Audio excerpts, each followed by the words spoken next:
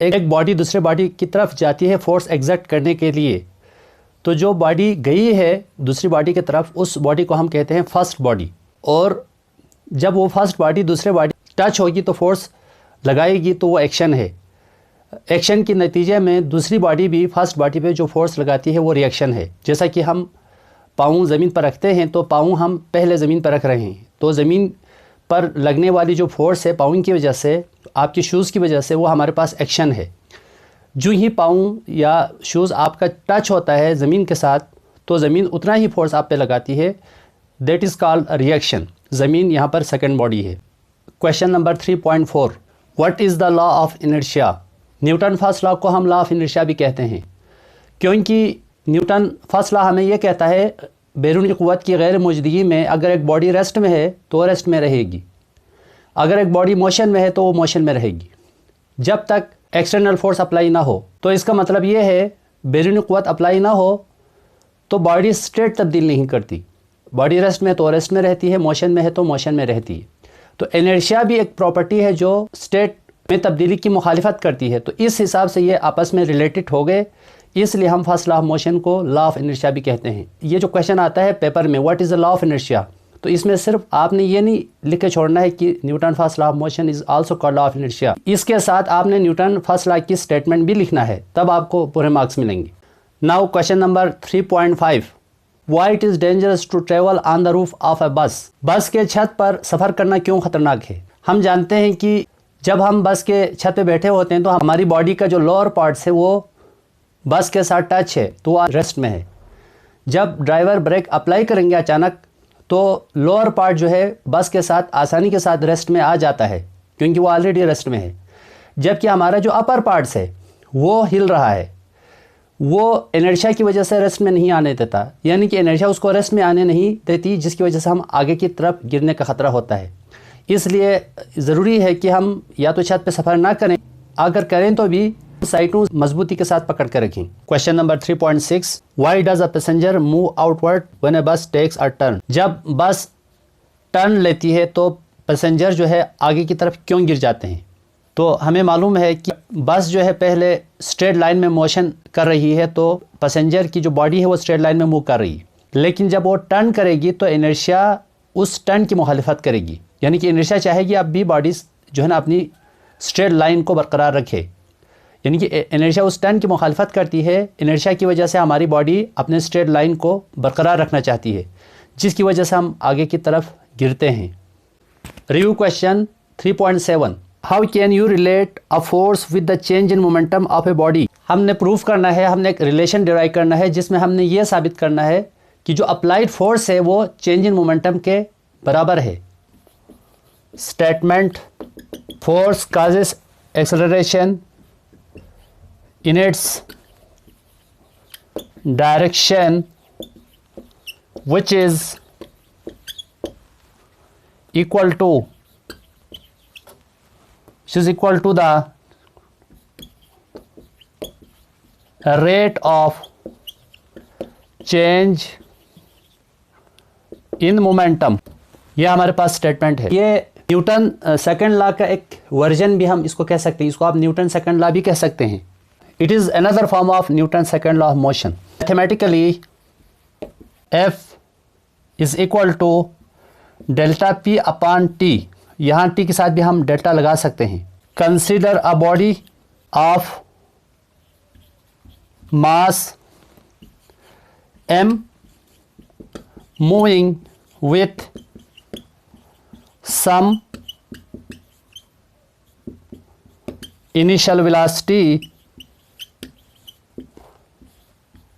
vi and initial momentum pi after sometimes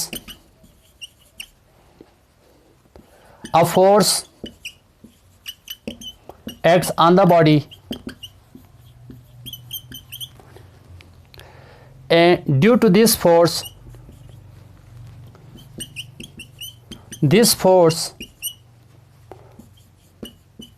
velocity and momentum change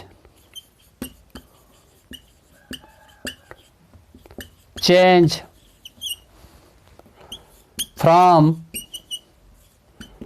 VI and PI to VF and PF। हमें मालूम है कि velocity और acceleration हमारे पास तभी आते हैं जब हम मूव कर रहे हैं। तो जब हम स्टार्ट में मोशन की स्टार्ट लेते हैं तो कुछ ना कुछ टाइम में डिस्टेंस कवर कर रहे हैं, इसका मतलब हम कुछ ना कुछ वेलोसिटी के साथ हम मूव कर रहे हैं। थोड़ी देर के बाद कहीं ना कहीं से फोर्स लगेगी, या फ्रिक्शनल फोर्स लगेगी, या कहीं ना कहीं से फोर्स लगेगी, जिसकी वजह से हमारी वेलोसिटी चेंज हो जाएगी। तो जब वेलोसिटी चेंज हो जाएगी तो मोमेंटम भी चेंज हो जाएगा। इस तरह से बॉडी के अंदर एक्सेलरेशन पैदा होगा, इनिशियल मोमेंटम से फाइनल मोमेंटम क्रिएट होगा।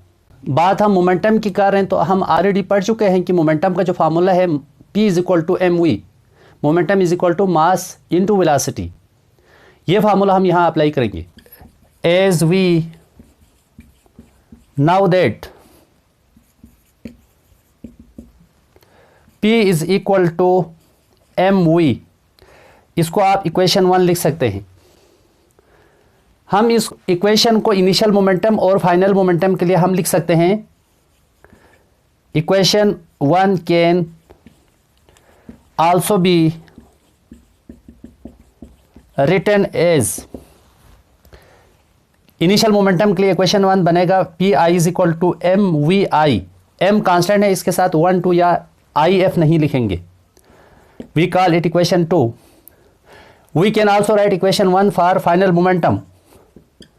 PF = mvf, इसको इक्वेशन 3 लिख देंगे। For change in momentum, change in momentum, subtract equation 1 from equation 2। Change in momentum के लिए हम इक्वेशन 2 में से इक्वेशन 1 को माइनस करेंगे। सब्ट्रैक्शन में हम इक्वेशन 2 के लेफ़्ट साइड में से इक्वेशन 1 के लेफ़्ट साइड को माइनस करेंगे, जबकि इक्वेशन 2 के राइट साइड में से हम इक्वेशन 1 के राइट साइड को माइनस करेंगे। तो ये हमारे पास इक्वेशन आ गई। PF - PI = यहाँ से कॉमन आउट कर दें m को, तो अंदर बचा VF - VI। We called it equation 4। Now for rate of change, rate of change के लिए हम डिवाइड करेंगे। We divide both sides of equation 4 by t। Rate of change के लिए हम दोनों साइड को, इक्वेशन 4 के दोनों साइड को t से डिवाइड करेंगे। PF - PI / t = m × VF - VI / t, where VF - VI / t ये हमारे पास बराबर है एक्सेलरेशन के इक्वल है। तो यहाँ हम F लिख सकते हैं। तो PF - PI / t = ma, and ma Newton second law के मुताबिक F है, जबकि PF - PI = change in momentum delta. PF - PI की जगह डेल्टा P लिख सकता हूँ। अब डियर स्टूडेंट देखिए, ये ma क्या है, हमारे पास न्यूटन सेकंड लॉ है, तो इसका मतलब ये भी एक न्यूटन सेकंड लॉ के एक फॉर्म है। तो ma बराबर आया चेंज इन मोमेंटम के, रेट ऑफ चेंज है मोमेंटम के, F। So F = delta P upon T, hence proved. ये आपके पास आंसर है। Question 3.8, what will be the tension in a rope that is pulled from its end by two opposite forces 100 Newton each। एक धागा है, for example ये एक धागा है, इस धागे के इस एंड पर 100 न्यूटन वेट हमने बांधी है, इस एंड पर हमने 100 न्यूटन बांधी है। तो इसके अंदर टोटल टेंशन फोर्स कितनी होगी वो हमने फाइंड करनी है। देखिए वेट 100 न्यूटन है, यहाँ पर डेटा में आप लिख सकते हैं first weight W1 is equal to 100 Newton. Second weight W2 is equal to 100 Newton. ये धागा है हमारे पास 100 वेट न्यूटन यहाँ बांधा हुआ है W2 और 100 वेट यहाँ पे बांधा हुआ है W1 100 न्यूटन वेट है। सपोज ये सेंटर पॉइंट है, इक्विलिब्रियम पोजीशन है, तो यहाँ से यहाँ तक W1 है तो इसके अंदर टेंशन T1 होगी। दिस इज इक्विलिब्रियम पोजीशन, ये पॉइंट इक्विलिब्रियम पोजीशन है तो ये W1 है तो इसके इस धागे का अंदर T1 टेंशन, ये T2 टेंशन होगी क्योंकि W2। तो हमें मालूम है according to first condition of equilibrium, according to first condition of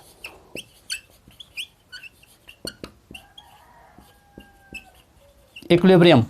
इस 3.8 क्वेश्चन में चौथे चैप्टर का जो है ना यूनिट नंबर 4 का कॉन्सेप्ट आ रहा है इक्विलिब्रियम का। तो इसमें आपने कंफ्यूज नहीं होना है क्योंकि उन्होंने एक जो है ना इक्विलिब्रियम का जो है ना कॉन्सेप्ट यहाँ पर दे दिया है, इसलिए हमें अब करना पड़ेगा। फर्स्ट कंडीशन ऑफ इक्विलिब्रियम है हमारे पास sum of forces is equal to 0। इसका मतलब क्या है, सम ऑफ फोर्सेस हमारे पास है T1 plus T2 minus W1 minus W2 is equal to 0। T1 plus T2 minus common out कर दें W1 plus W2 is equal to 0। ये पूरा टर्म उधर जाएगा तो ये उधर जाके ये प्लस हो जाएगा। T1 plus T2 is equal to W1 plus W2। T1 plus T2 is equal to W1 हमारे पास है 100 न्यूटन, W2 भी 100 न्यूटन है, तो T1 प्लस T2 200 न्यूटन। जैसा कि हमें मालूम है वेट दोनों बराबर है तो टेंशन दोनों भी इक्वल होंगी। T1 is equal to T2 is equal to T, तो यहाँ पर T की जगह भी T रखा, T2 की जगह भी T रखा, is equal to 200। So 2T is equal to 200 by cross multiplying, by cross multiplication 2 नीचे आ जाएगा 200 के। T is equal to 200 divide by 2, 2 1 जा 200 जा, तो T is equal to 100 newton. यह हमारे पास रिक्वायर्ड आंसर है। एक धागा है, एक एंड पे 100 वेट, दूसरे एंड पे 100 वेट, आप बांधेंगे तो टेंशन 100 होगा। इसी तरह इस यूनिट के MCQs में भी एक क्वेश्चन है, एक धागा है, इसके यहाँ पे 10 न्यूटन वेट बांधें, इधर 10 न्यूटन बांधें, तो आंसर होगा 10 होगा, तो ऑप्शन में 10 सही है। Question number 3.9, action and reaction are equal and opposite, then how does a body move. Action and reaction equal and opposite है तो बॉडी कैसे मूव करती है। हम जानते हैं एक्शन एंड रिएक्शन हमेशा डिफरेंट बॉडी पे एक्ट होती है, इसलिए एक्शन एंड रिएक्शन कैंसिल नहीं होती।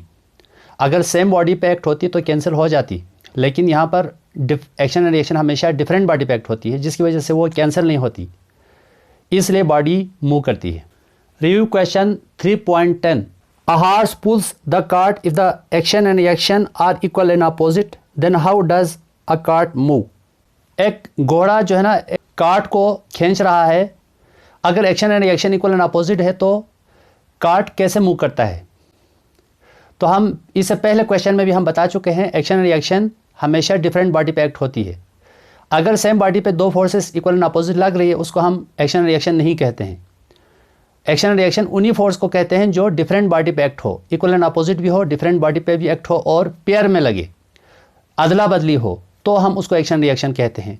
सो जब कार्ट जो है, जब कार्ट घोड़े के साथ अटैच हैं, घोड़ा पाँव उठा के ज़मीन पे रखता है तो घोड़ा पहल कर रहा है, तो घोड़े की जो फोर्स है ज़मीन पे लगने वाली वो एक्शन है, तो ज़मीन उतने ही फोर्स पाँव टच होते ही नीचे से ऊपर ज़मीन रिएक्शनल फोर्स अप्लाई करती है घोड़े के एक्शन के इक्वल एंड अपोजिट, जिसकी वजह से घोड़ा आगे चलता है। चूंकि कार्ट घोड़े के साथ अटैच है, जब घोड़ा आगे जाएगा तो कार्ट भी आगे जाएगा। Question 3.11, what is the law of conservation of momentum. Law of conservation of momentum क्या है, इसकी स्टेटमेंट हमने लिखनी है। तो momentum of an isolated system remains constant. Isolated system का मोमेंटम हमेशा कांस्टेंट रहता है। इसका मतलब है एक सिस्टम है, देखिए इंडिविजुअल बॉडी का जो मोमेंटम कांस्टेंट नहीं रहेगा, लेकिन सिस्टम का मोमेंटम कांस्टेंट रहेगा। सिस्टम मीन्स दो या दो से ज़्यादा बॉडी मिलकर सिस्टम बनता है। जैसा कि दो बॉडी है, कोलिजन से पहले अगर मोमेंटम ज़ीरो है तो कोलिजन के बाद भी मोमेंटम ज़ीरो होना चाहिए। गन एंड बुलेट है, फायरिंग से पहले अगर मोमेंटम ज़ीरो है तो फायरिंग के बाद भी मोमेंटम ज़ीरो होना चाहिए। तो ये हमारे पास law of conservation of momentum है। Law of conservation of momentum का जो फार्मूला है हमारे पास m1u1 plus m2u2 is equal to m1v1 plus m2v2।